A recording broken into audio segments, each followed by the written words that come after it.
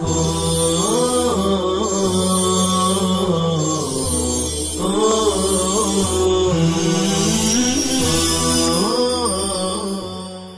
اللہ الرحمن الرحیم الحمدللہ رب العالمین والصلاة والسلام علی سید المرسلین وعلی آلہ واصحابہ الطیبین الطاہرین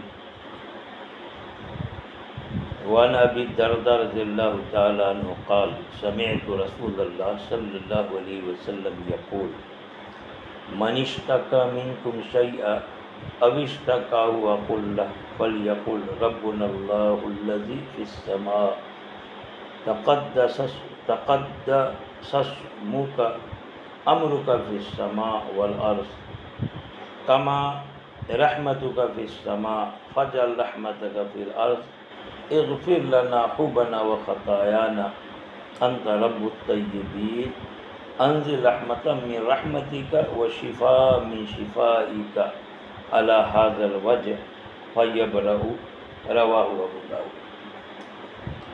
عزیز طلبہ، حدیث پاک میں حضرت ابو الدرداء آپ صلی اللہ علیہ وسلم سے سن کر ایک دعا بتا رہے ہیں اور اس دعا کا فائدہ سمجھا رہے ہیں کہ آپ صلی اللہ تعالی وسلم کو ارشاد فرماتے ہوئے انہوں نے سنا من اشتکى منکم شیئا،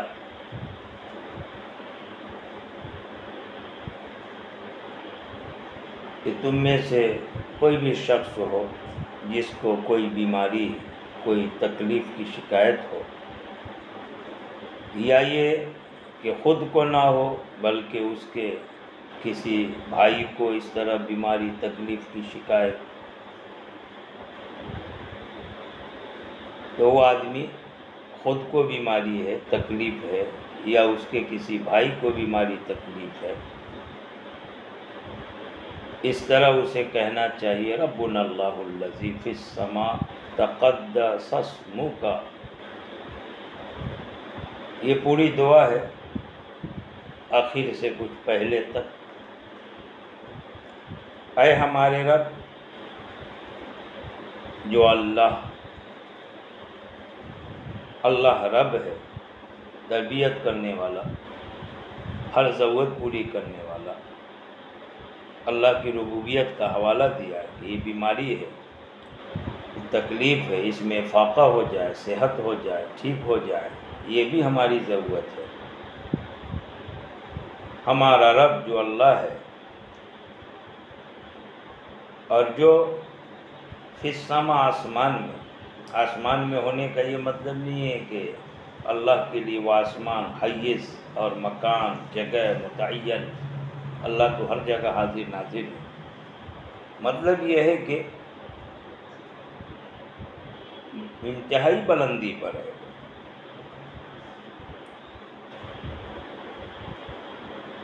تو بلندی کی تعبیر کے لیے سما کا لفظ ہے، وہ جو آسمان میں ہے۔ تقدس اسمک، اے ہمارے رب اللہ، تیرا نام مقدس ہے، یعنی ہر عیب سے، ہر نقص سے تیرا نام پاک ہے۔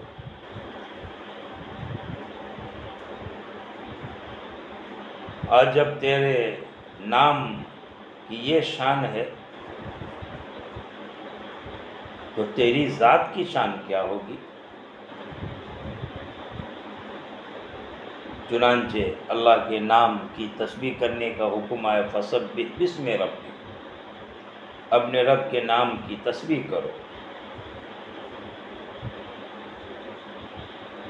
اللہ کی ذات مقدس ہے، ویسی اللہ کا نام بھی مقدس ہے۔ جب اسم مقدس ہوگا تو مسمى کتنا مقدس ہوگا۔ اے ہمارے رب، تیرا نام مقدس ہے، پاک پوتر ہے ہر نقص عیب سے۔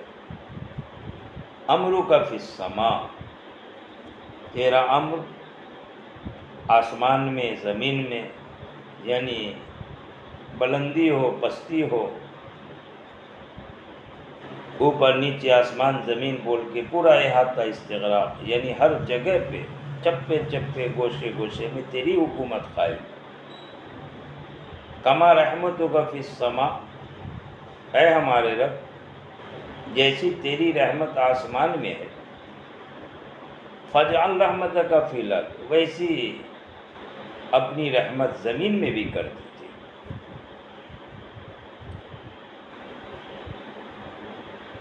اور جب تیری رحمت آسمان کی طرح زمین میں ہو جائے گی تو تیری شان غفاری کو جوش آئے گا، اغفر لنا خوبنا، آپ معاف کر دے، مغفرت کر دے ہمارے بڑے گناہوں کو، ہمارے چھوٹے گناہوں کو۔ خوب بڑے گناہ کو کہتے ہیں اور خطایا چھوٹے گناہ کو کہتے ہیں، یعنی چھوٹے بڑے ہر طرح کے گناہ۔ یہاں بھی احاطہ استغراق مراد ہے، یعنی چھوٹے ہوں بڑے ہوں، عمدن ہو خطان ہو، ہر طرح کے گناہ کو آپ معاف کر دیں۔ خطا کے ساتھ خوب کو بتایا تو خطا وہ گناہ جو خطا غلطی کے طور پر ہو جائے، اور خوب وہ گناہ جو عمدن ہو، اس طرح دونوں میں فرق ہوگا۔ یا خوب بڑے گناہ کو اور خطا چھوٹے گناہ کو کہتے، اس طرح دونوں میں فرق ہوگا۔ ہر چھوٹے بڑے، ہر عمدن خطاً، سارے گناہ کو آپ معاف کر دیں۔ انت رب الطیبین، آپ تو طیب اور پاکیزہ لوگوں کے پروردگار ہیں، یعنی جو باطنی اچھائیوں خوبیوں کی وجہ سے اپنے آپ کو پاکیزہ بنائے ہوئے ہیں، آپ ان کا رب یعنی ان کا کام بنانے والا۔ انزل رحمتا من رحمتک، آپ نازل فرمائیے اپنی رحمت میں عظیم رحمت، رحمتن میں تنوین تعظیم کی، یعنی اپنی رحمت سے عظمت کے ساتھ بڑی رحمت ہم پر نازل فرمائیے، یا ہمارے بیمار بھائی پر۔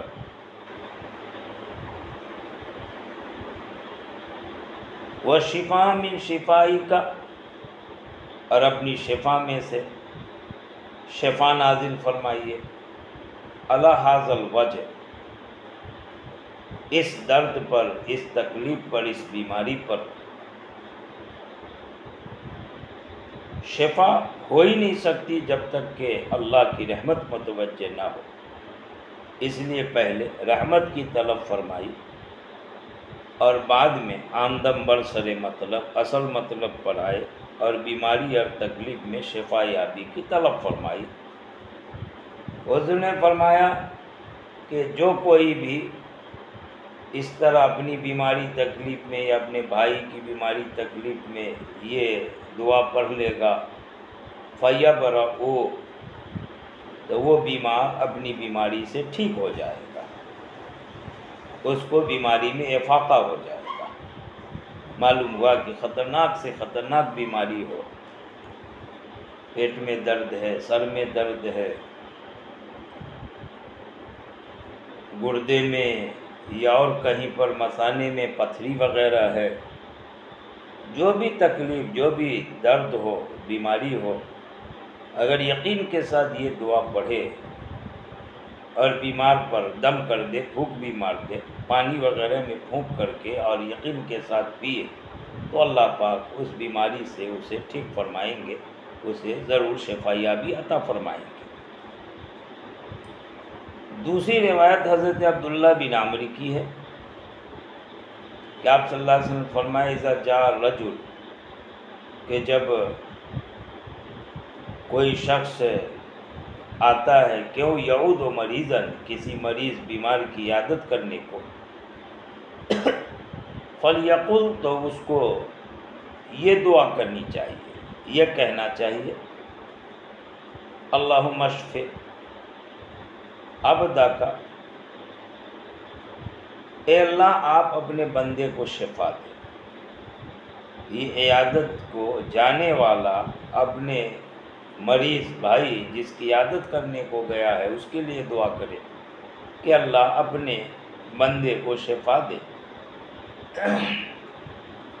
کیوں؟ اس لیے کہ مرض سے اگر یہ شفا پا گیا، یہ ٹھیک ہو گیا، اس کی حیات بچ گئی، ینقع لک عدوا،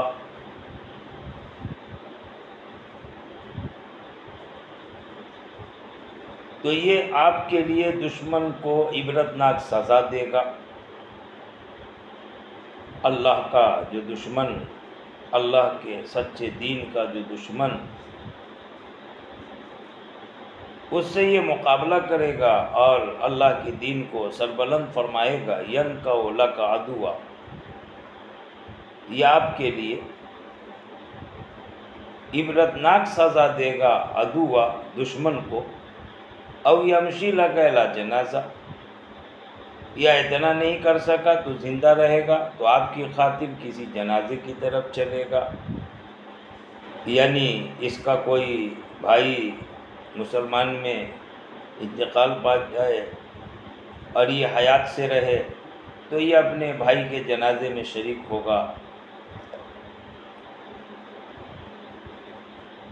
یہاں ینقع اور یمشی، اشف فعل امر کا اگر جواب ہو تو یہ مجزوم ہوگا، ینقع اللہ کا، او یمشی، یا جو آخر میں ہے حرف علت اس کو حذف کر دیں گے، جواب امر کی بنا پر مجزوم ہو جائے گا۔ اور اگر مرفوع پڑھتے ہیں تو یہ فعل جواب امر نہیں بنے گا، جملہ فعلیہ جواب امر نہیں ہے، اشف فعل امر کا جواب، بلکہ اس سے پہلے محذوف عبارت ہوگی فَإِنَّهُ، یہ ہو ضمیر جو اصل مبتدا اِنَّا کا اسی مار، ینقع یہ اس کی خبر، اور پورا جملہ اسمیہ ہوگا۔ عبارت ہوگی اشف عبدک فَإِنَّهُ يَنقع لَكَ أَوْ يَمْشِي لَكَ، اس صورت میں یہ مرفوع ہوگا جیسا کہ عبارت میں ہے۔ بہرحال مریض کی شفا یابی کے لیے اللہ کے دشمن سے مقابلہ کرنے اور اللہ کے کسی بندے کے جنازے میں شریک ہونے کو بطور وسیلہ اور ذریعہ کے بیان کیا گیا ہے۔ اس سے ظلم کے خلاف اللہ کے دشمنوں کو عبرتناک سزا دینے اور اسی طرح کسی مسلمان کے جنازے میں شریک ہونے کی بڑی اہمیت معلوم ہو رہی ہے کہ اس کو ذریعہ اور وسیلہ بنا کر آپ صلی اللہ علیہ وسلم نے فرمایا کہ اس بیمار کی شفا یابی کے لیے دعا کریں۔ آگے روایت حضرت علی بن زید کی ہے۔ یہ علی بن زید ثقہ تابعی ہیں، بڑے معتبر ہیں، تابعین میں سے ہیں۔ یہ حضرت امیہ سے روایت کرتے ہیں۔ حضرت امیہ یہ صحابیات میں سے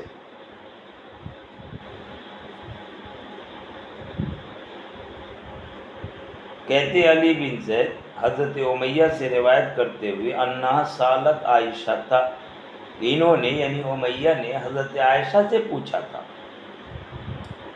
دو آیت کے تعلق سے سوال کیا تھا۔ ایک تو اللہ کا یہ قول ان تبدوا ما فی انفسکم او تخفوہ یحاسبکم بہ اللہ، اگر تم ظاہر کرو وہ جو تمہارے دل میں ہے یا یہ کہ اسے چھپاؤ، اللہ اس کا بھی محاسبہ فرمائے گا، اس پر حساب لے گا۔ اور دوسری آیت اللہ کا یہ قول من یعمل سوء، کہ جو کوئی کسی برائی کا ارتکاب کرے یجز بہ، تو اس پر اس کو بدلہ دیا جائے گا۔ راوی کہتے ہیں کہ جب امیہ نے حضرت عائشہ سے یہ سوال کیا تو حضرت عائشہ کہنے لگی فقالت ما سألنی عنہا احد، حضرت عائشہ فرما رہی ہے کہ مجھ سے اس آیت کے بارے میں کسی نے سوال نہیں کیا، نہیں پوچھا اس وقت سے، جب سے منذ سال تو رسول اللہ صلی اللہ علیہ وسلم کہ میں نے خود اس آیت سے متعلق آپ صلی اللہ علیہ وسلم سے سوال کیا تھا. یعنی جیسے تمہیں خلجان ہو رہا ہے اسی طرح سے مجھے بھی خلجان تھا، میں نے آپ صلی اللہ علیہ وسلم سے پوچھا تھا، لیکن جب سے میں نے پوچھا مجھ سے کسی نے بھی آج تک نہیں پوچھا، سوال نہیں کیا. ہاں آج تم آئی ہو جو مجھ سے پوچھ رہی ہو، سوال کر رہی ہو.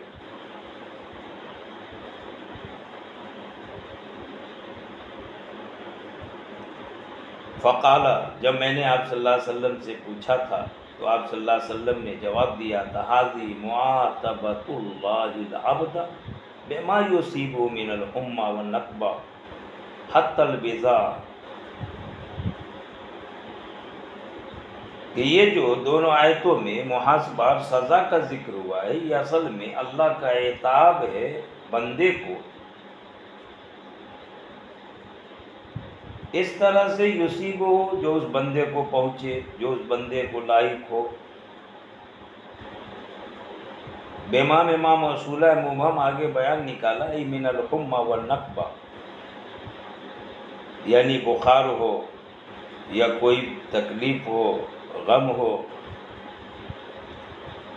تو یہ بخار اور غم کی صورت میں جو مصیبت بندے کو پہنچتی ہے یہ دراصل اللہ کا عتاب ہے.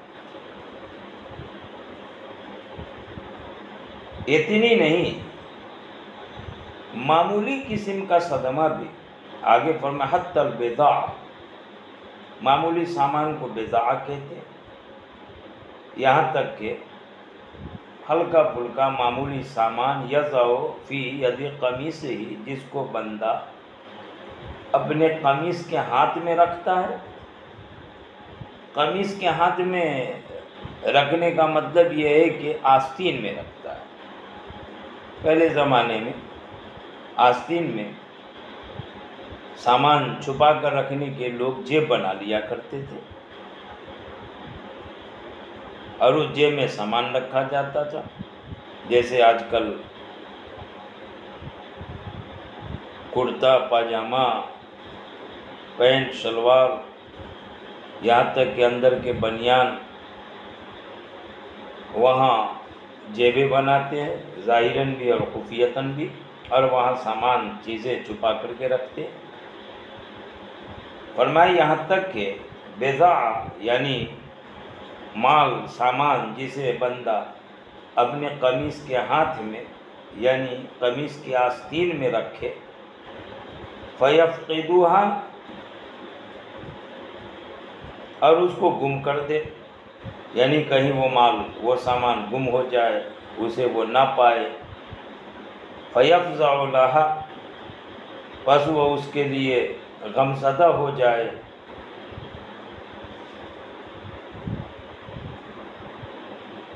پریشان ہو جائے. فرمایا یہاں تک کہ بندہ لَيَخْرُجُ مِن ذُنُوبِهِ،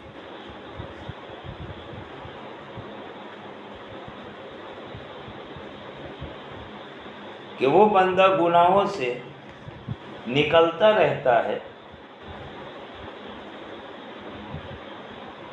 یہ حتیٰ غایت کے لیے ہے، تو مطلب یہ ہے کہ ایسا اس کے ساتھ ہوتا رہتا، اس طرح کی یا اور دوسری نوعیت کی مصیبت، تکلیف، غم، صدمہ اس کو لاحق ہوتا رہتا ہے، اور یہ سلسلہ چلتا رہتا ہے یہاں تک کہ وہ بندہ اپنے گناہوں سے ایسے نکل جاتا ہے جیسے کہ سونا، تبر سونا کو کہتے ہیں،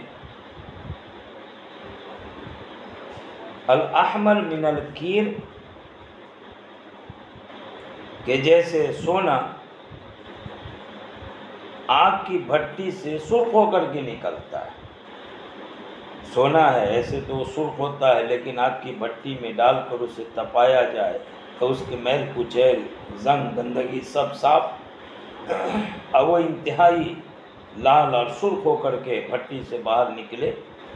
فرمایا اسی طرح سے بندے کو جو بھی تکلیف وغیرہ مصیبت پہنچتی ہے تو اس سے اس کے گناہ دھلتے ہیں، اس کے گناہ صاف ہوتے ہیں۔ معلوم ہوا کہ بیماری یا کسی بھی طرح کے حادثے کی کوئی بھی تکلیف، کوئی بھی رنج صدمہ ہو، وہ اگر آدمی صبر کرے تو اس کے گناہوں کا کفارہ بن جاتے ہیں۔ میں نے کہا تھا کہ امیہ نے حضرت عائشہ سے پوچھا تھا، اور حضرت عائشہ نے آپ صلی اللہ علیہ وسلم سے بہت پہلے پوچھ رکھا تھا۔ اصل میں دونوں آیتوں میں ایک طرح کا خلجان ہو رہا تھا، اس لیے سوال کیا تھا۔ پہلی آیت میں خلجان یہ ہو رہا تھا کہ دل میں جو کچھ بھی ہے اس کو ظاہر کرو، چھپاؤ، اللہ حساب لے گا۔ تو یہ تو معاملہ بہت مشکل ہے، کیونکہ دل میں خیالات آتے رہتے ہیں، وساوس آتے رہتے ہیں، اور ان چیزوں سے بچنا ممکن بھی نہیں ہوتا۔ اب اگر اللہ ان پر حساب لے، مواخذہ کرے، محاسبہ کرے تو بڑی پریشانی کی بات ہے۔ اس وجہ سے سوال کیا تھا۔ دوسری آیت میں خلجان یہ ہو رہا تھا کہ کوئی بھی عمل کرے گا، برا عمل، اسے اس کا بدلہ دیا جائے گا۔ تو کوئی بھی برا عمل، اس میں تو کبیرہ گناہ، صغیرہ، یہ سب آ جاتے ہیں۔ اب بدلہ ہوگا یعنی عذاب ہوگا آخرت میں۔ تو انسان ہے وہ تو غلطیوں کا پتلا ہے، غلطیاں ہوتی رہتی ہیں، چھوٹے چھوٹے گناہ بھی سرزد ہو جاتے ہیں، اور ان سے بچنا ذرا مشکل رہتا ہے۔ اب ہر چھوٹے بڑے گناہ پر عذاب ہوگا تو بڑا مسئلہ ہے، بڑی پریشانی کی بات۔ اس لیے حضرت امیہ نے حضرت عائشہ سے پوچھا تھا تاکہ خلجان دور ہو جائے۔ حضرت عائشہ کو بھی اسی طرح کا خلجان ہو رہا تھا، اس لیے آپ صلی اللہ علیہ وسلم سے پوچھ لیا تھا، اور آپ صلی اللہ علیہ وسلم نے وضاحت فرما دی تھی کہ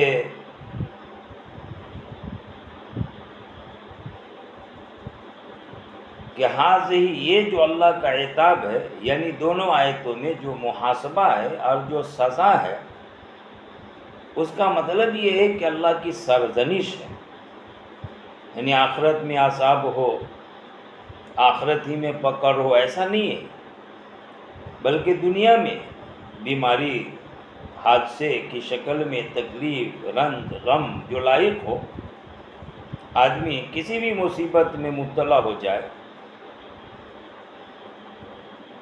اور بطور مبالغہ کے فرمایا کہ بڑی مصیبت کیا معمولی قمیص کی آستین میں بھی اگر کوئی معمولی چیز چھپا کے رکھا وہ بھی گم ہو جائے، اور اس کی وجہ سے آدمی کو غم لاحق ہو، اور اس کے دل میں ایک طرح کا اضطراب پیدا ہو، پریشانی ہو، تو ان پر بھی بدلہ ہوگا۔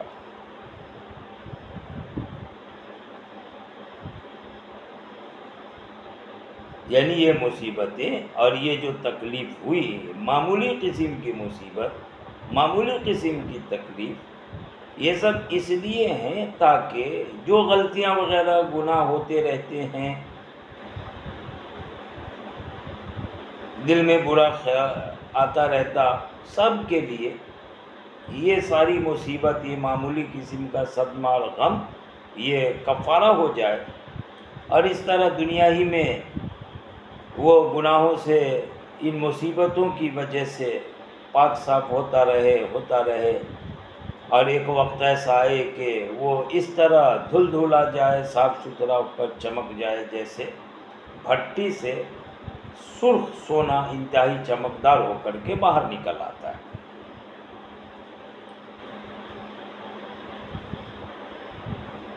معلوم یہ ہوا کہ دنیا میں اگر کسی طرح کی کوئی مصیبت ہے، اللہ کی طرف سے عتاب، سرزنش ہے، کوئی تکلیف ہے، تو اس پر تنگ دل نہیں ہونا چاہیے، بلکہ صبر و شکیبائی کے ساتھ برداشت کرنا چاہیے، اللہ کے فیصلے سے راضی رہنا چاہیے، اور یہ امید رکھنا چاہیے کہ اس تھوڑی مصیبت اور غم کے بدلے اللہ بڑی مصیبت اور بڑے غم کو دور فرما دے گا، اور اس طرح گناہوں سے آدمی پاک صاف ہوگا۔ یہ انتہائی سستا سودا ہے۔ دعا ہے کہ اللہ پاک ہر مصیبت پر، ہر تکلیف پر ہمیں صبر کی دولت سے مالا مال رکھے۔ وآخر دعوانا ان الحمد للہ رب العالمین۔